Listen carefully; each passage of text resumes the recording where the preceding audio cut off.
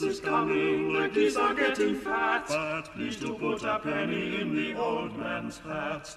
If you haven't got a penny, a halfpenny will do, a halfpenny will do, a halfpenny will do. But a penny's better, a penny or two are better, or three, or four.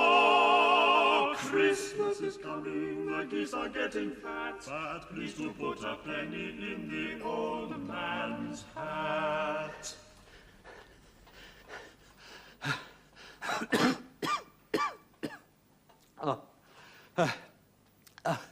Good evening. No gamesman worth his salt would tackle the festive season without thorough pre-match training. Because with Christmas, as with the Olympic Games or a six-day bicycle race or World War II, the object is to win. Yes, win. As the blessed Stephen Potter of hallowed memory wrote, gamesmanship is the art of winning games without actually cheating. And so it is with Christmas. If we're to come through it with our bodies still functioning and our sanity intact, we must plan, prepare, and act. Now, the first skirmishes in the battle start with Christmas cards. They're usually of two kinds. There's the large glossy one, a foot square or so of quarter-inch thick cardboard with a reproduction Canaletto or Gainsborough on the front, and inside the heavily embossed message, compliments of the festive season from Oberon and Sally Proudfoot, the manse Crewborough. Now, the other kinds are charity cards. What have we here? Save Our Forests and Galapagos Wildlife. Save Nuneaton. There is, of course, the fourpenny blast, I've forgotten they sent us one last year type of card, generally of a robin sitting on a log that you get on Christmas morning. Now, whatever type of card the gamesman receives, there's a recognized counter-ploy. These ploys are many and various. The first and easiest response is not to send any cards at all. You'll still get people coming up to you all through January saying, by the way, thanks awfully for your card, and of course the saving is immense. But it's really the Maginot mentality, and we graduates of the Yeovil Correspondence College of One Upmanship tend to a more positive response. For the sender of the glossy monstrosity, you can't really improve on G. Oda Ryder's ploy. Now, George Oda Ryder is a past master at gamesmanship. His speciality is railways. On one occasion, he not only travelled by train from London to Manchester without buying a ticket, but he actually got a letter of apology from British Rail because the train was 4 minutes late. Anyway, if George gets embossed glossy Christmas cards, he sends by return a twopenny postcard of Llandudno railway station with Merry Christmas from Mr. and Mrs. G. Oda Ryder. The rebuke implied in such a card is self-evident, of course. Now, the only way to deal with the charity card is to send another charity card by return, but up the calamity. Thus, famine beats drought, and obscure diseases have a higher calamity rate than, say, the common cold or earache. Now, it's important to win the Christmas card battle, as the psychological advantage it gives you can, with luck, last all Christmas through. Now, if you find yourself outmaneuvered, if, say, you receive nothing but postcards of Llandudno Station or cards on behalf of world calamities, you can still snatch victory from the jaws of defeat, as I said before, by inserting an advertisement in the key national daily papers saying simply, Mr. and Mrs. X are not sending cards this year, but don't explain why. Well, it's only a short step from Christmas cards to Christmas parties. Office parties. On the second day of Christmas, my true love sold to me. Hello, David. Glad you could make it. Doreen, a drink for Mr. Oakley. Oh, yes, sir. Mr. Spilsbury. Oh, come along, Doreen. It's Christmas. Call me Cyril. Oh, yes, Cyril. We have a saying in advertising, Christmas comes but once a year. That's awfully good. On May the 1st. Eh? Oh, yes. In advertising, our Christmas starts in February. February? Yes. All those telly-commercials of Father Christmas drinking brown ale and Japanese port and smoking cigarettos, galloping his reindeer across the snow with a sledge full of safety razors and aftershave. Well, it all needs planning, you know. Oh, yes, I see. Well, of course it must. Oh, yes. But by midsummer, that's all behind us. Do you know, it took me 3 months this year to convince one of our clients that he needed a new image. The man's very big in underwear. Bit on the conservative side, though. His underwear?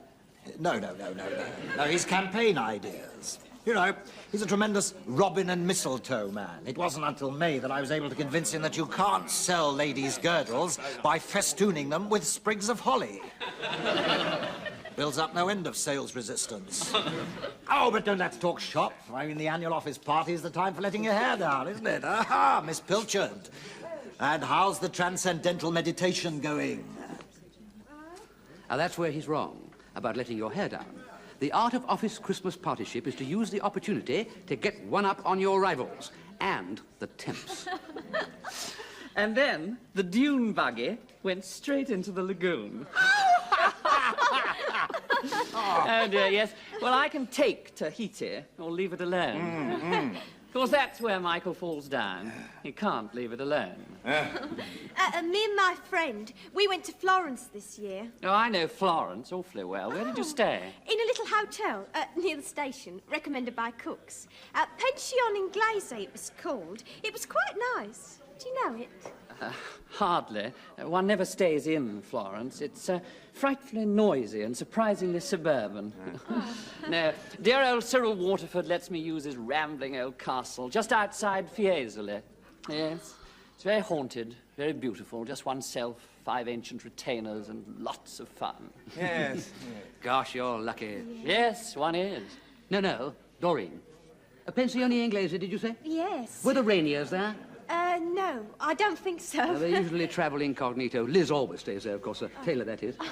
Twiggy, Marlena, and, of course, dear Henry Kissinger. I didn't know that Henry... Oh, well, that's the point. So few people do know it.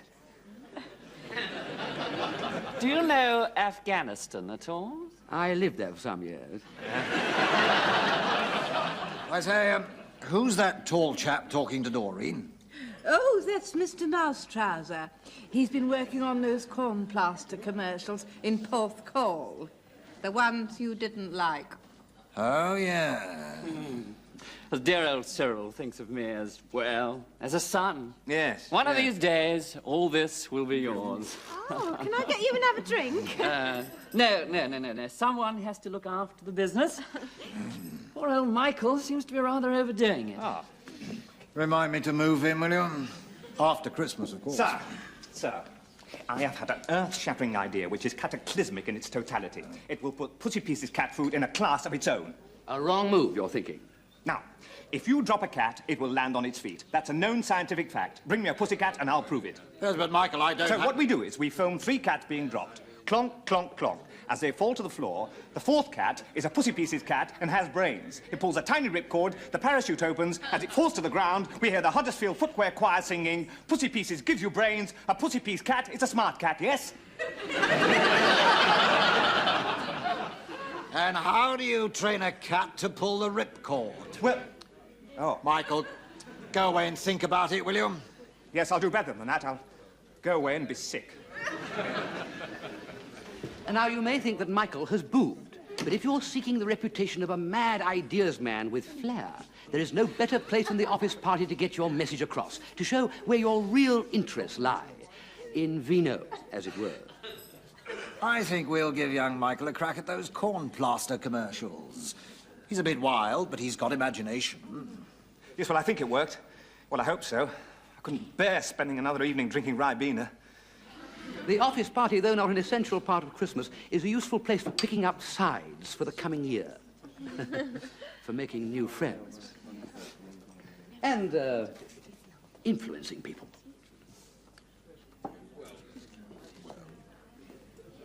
Ah, Cyril. Ah, Mousetrouser.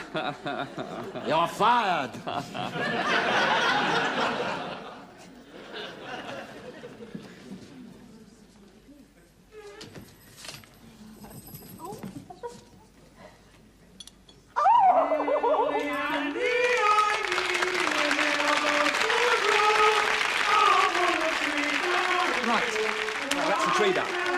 Now for the stocking. Pillowcases. Yes. Oh, won't the children be surprised when they see what Santa has left them? Still there, isn't it? The magic of Christmas. Especially for the kiddies. Who can that be? If that's any more bloody carol singers, I'll...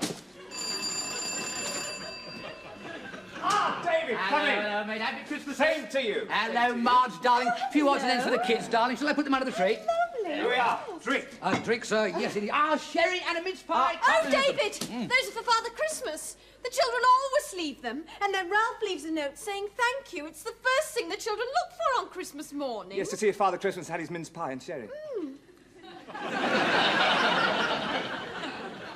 Oh. Oh, but that's all right. I'll soon get some more. No. I meant in the sense of you let them believe in Santa Claus, you? Yes. Yes, sort of. And then later on when they find out the truth? Well, it's like sex. I mean, they're bound to find out sooner or later, but we thought... But to your children, you are gods. In you reposes all their trust, their faith, their belief. And when they find you out in this falsehood, this lie, won't they be shattered? Will they ever trust you again? Well, I never really looked at it like that. The child's mind is like a new leaf, as perfect as a spring shoot. But the caterpillar is not far away. On the fifth day of Christmas, I give a gift to me.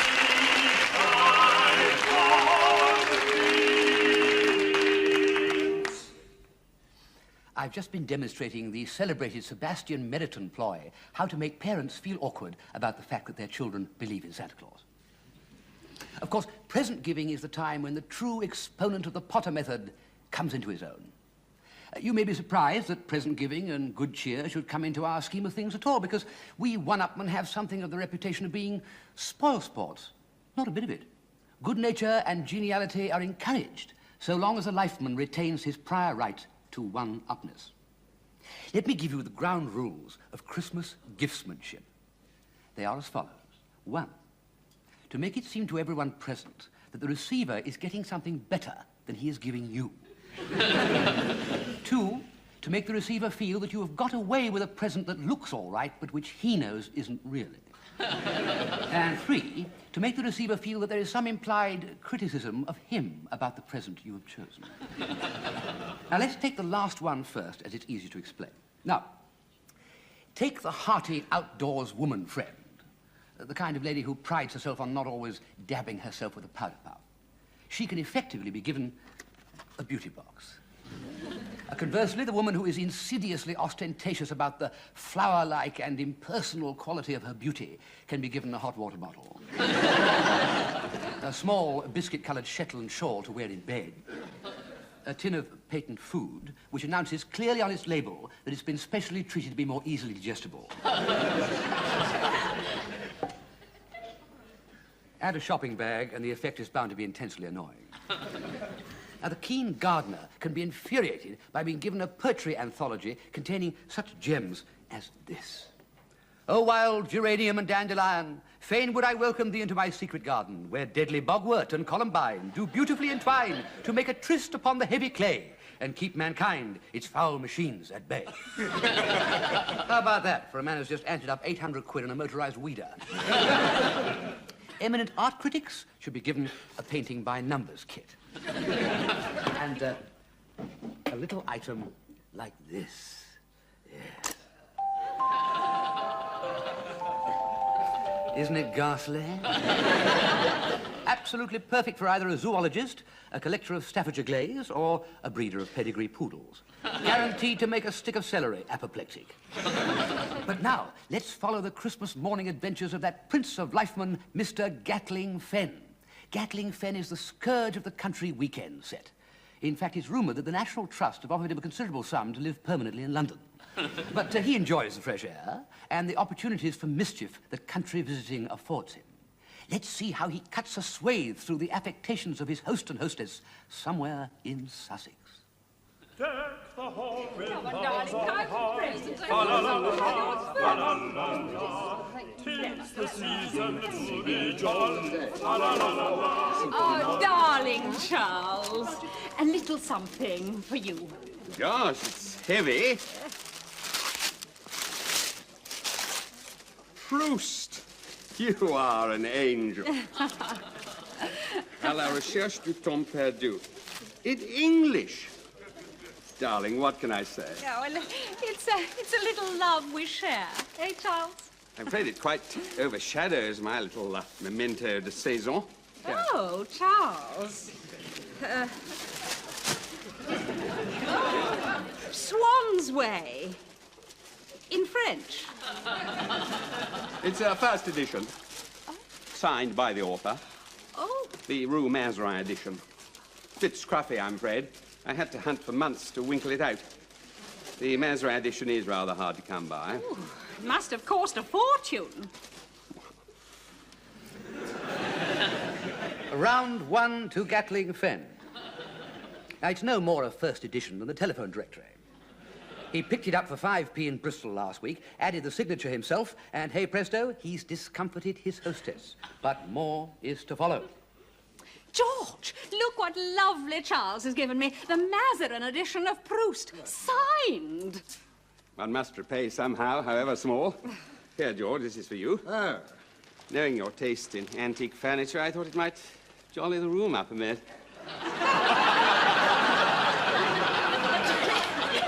Gosh, how smashing. What is it? It's a phone cozy.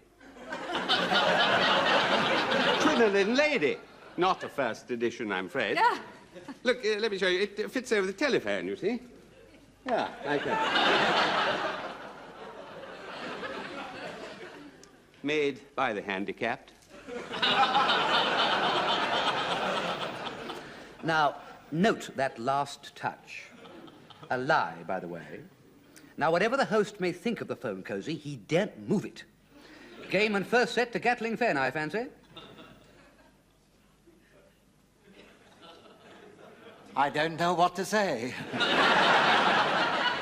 Don't say anything. Of course, it's for you both, really. I know how you both enjoy beauty. But this, George, this is just for you. Oh, thank you. Mundane, ordinary, but I think you'll find it invaluable. What is it, a portable radio? It's a you and me sound amplifier. I beg your pardon? I say it's a you and me sound amplifier. It's a deaf aid.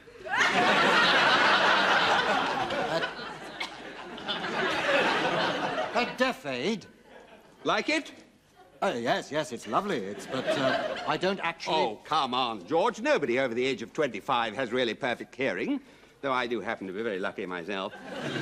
Look, let me show you how it works. You see, you put this bit in your ear, yeah, like that, and this bit hangs onto your pocket. So, see? And it amplifies sound. Yes, but actually Very I'm useful in a crowded room or a board meeting or at the cinema. You just switch on. Good grief, man, I'm not that deaf. In fact, I'm not deaf at all. No, of course you're not. Of course you're not. It's not that you're deaf. It's just that, you'll find it helps. Let me say something to you through it. Now, what can I say? Well, a bit of poetry. There was a boy, he knew him once, ye cliffs and islands of Nanda. Of what? Winanda. Wonderful, isn't it? Yeah. Yes, wonderful. Telephone. What? Telephone. Hello? Oh! Hello? I'm awfully sorry. I'm afraid you'll have to speak up. Yes, thank you. And a happy Christmas to you, too.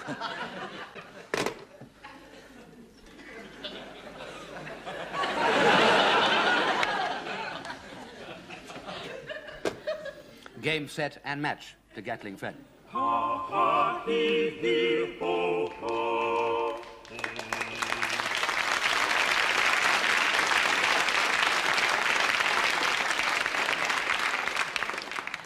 To Gatling Fen, the man who gave gamesmen and upmen, and indeed all with ears to hear, the proposition that people who are nice at Christmas are covering up a tendency to be nasty all the rest of the year.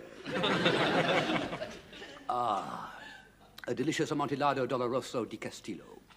Fruity, yet dry, with just a hint of crust. Which reminds me, Christmas is not only for giving, but for eating, and, except for those to whom a glass of Tizer is one short step to Gomorrah, and, need I add, Sodom, a time for drinking. Let us, therefore, before I get lost in a maze of subclauses, take a squint at winesmanship. Come, landlord, fill the flowing bowl until it doth run over. Come, landlord, fill the flowing bowl until it doth run over. A schoolboy definition of winesmanship might be how to talk about wine without knowing a hock from a horse's neck. But let's start with a ploy or two and a couple of phrases to get us going. If you're taking an old friend to a pre-Christmas lunch, never hold the wine list just out of sight. Look for the second cheapest claret and say... Number 22, please. Everybody does that. No. Always ask for the wine by name, if you can possibly manage it, and make some comment that shows you've at least heard of it before. For instance... They vary, of course, but you seldom get a real dud. Or simply... I wonder. A useful thing is to look at the wine list before the waiter comes and say... It's absolutely amazing. There's nothing here at all, but I've got an idea. And then when the waiter comes, say to him... Look, I just know you've got a Chateau Neon 72 secreted about the place. Do you think you're going to have a bottle? Of course, the trick is that you know he's got it because you read it off the wine list, and it's, yes, the second cheapest claret. Then, when the waiter's gone, when he's gone, you can say... They always save a small supply for favoured customers. Thank you, gentlemen. Now, of course, for home winesmanship, your mainstay is hypnotic suggestion.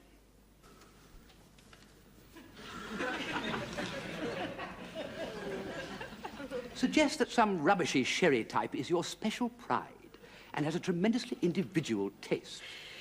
Take about 4 minutes uncorking it. And then say... I think decanting destroys it. Now, when you've drawn the cork, look particularly hard at it. And, of course, smell it. And stare very hard at the bottle before you pour.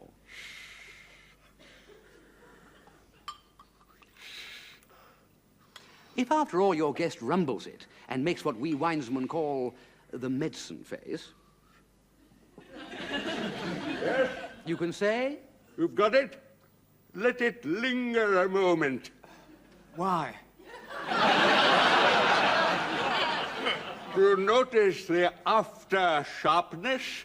The point of asperity in the farewell? The hint of malevolence, even, in the au revoir? Yes. Good. After that, your guest will be so baffled, he'll take your 65p Spanish claret that you put in the oven for 5 minutes to chambray as if it were the elixir of life. Tomorrow will be so.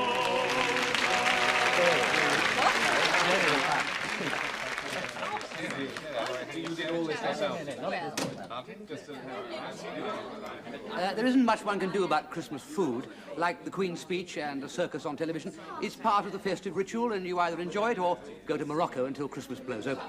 Now, what the gamesman can do is to bend what is said at the Christmas board to his own advantage. And this advantage goes to the man who gets going first. One of the best opening gambits is the encouraging remark to your chief rival. For instance...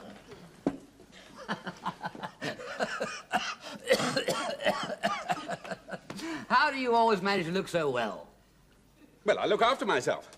Don't drink, don't smoke, don't run for 3 miles before breakfast. Thank you, thank you. This is only a demonstration, you see. Thank you. Right, fine. It helps to be more subtle. You're looking wonderfully relaxed. I thought something good had happened to you. Well, I think you're looking very relaxed yourself. Ah. We're dealing with another gamesman here. He's just used the ploy known as Pinson's reply, the equivalent to stalemate in chess.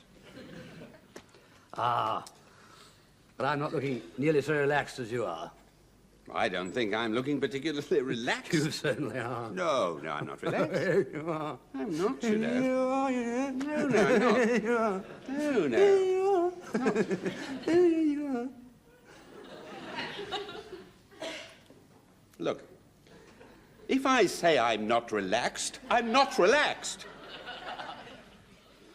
Oh, God. I wish I were relaxed enough to respond to emotion like you.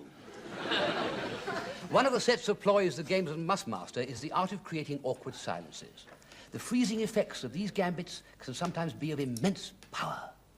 Now, the first rule is, if someone tells a funny story, never respond in any way. I say, did you hear about the fat swan who couldn't get up for down?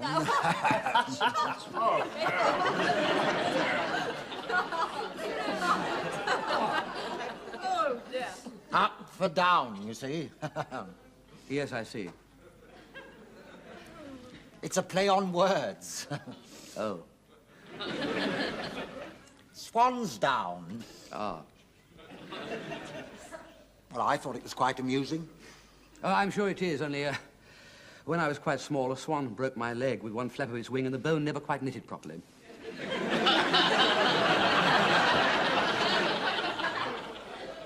Oh, I say, I'm awfully sorry. I'd no idea. Shall I fill everybody's glass? Oh, thank you, David. Please. Don't worry about it, please. Oh!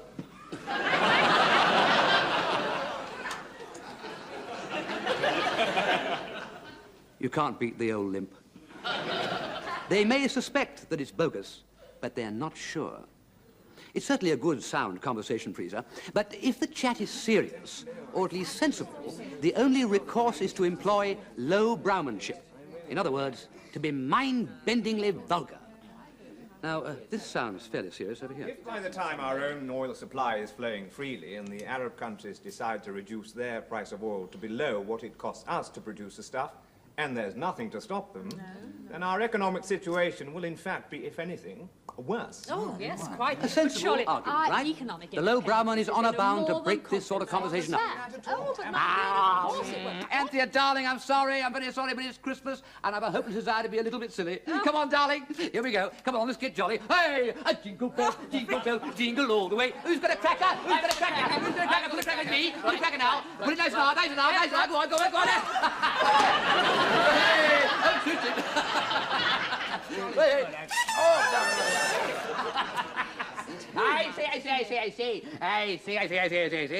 I see. Anybody heard about the fat swan who couldn't get up for down? I like it. Hey, got a big one now. Before your very eyes. Stand by now. A1, A2, A3. We wish you a Merry Christmas and lots of good. Well, I hope the few pointers I've been able to give you will help you through many Christmases to come. One last point.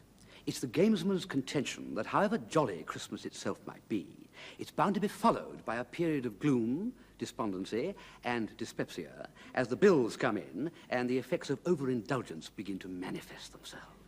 This is the time the complete gamesman most enjoys, and the beauty of it is you don't even have to say, I told you so. So before Christmas grabs you by the throat, there's still time for such seasonal jollities as this.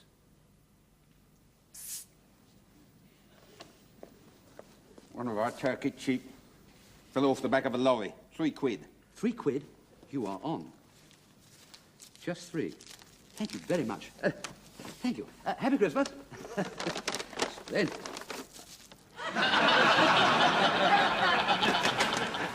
And this... Darling, a little Christmas something. Thank you, darling. Happy Christmas. For a manless smell. Oh, well, I've got... Keep you sweet. Oh, thank you. I've always wanted one of those. For you, darling. Oh, darling, you're... Merry Christmas, David. Don't wear it all at once. Happy Christmas, David. Oh. Cheers. Oh, that is a thoughtful gesture. Happy Christmas. Well, here's to the man, the only man, who really got Christmas right. Scrooge.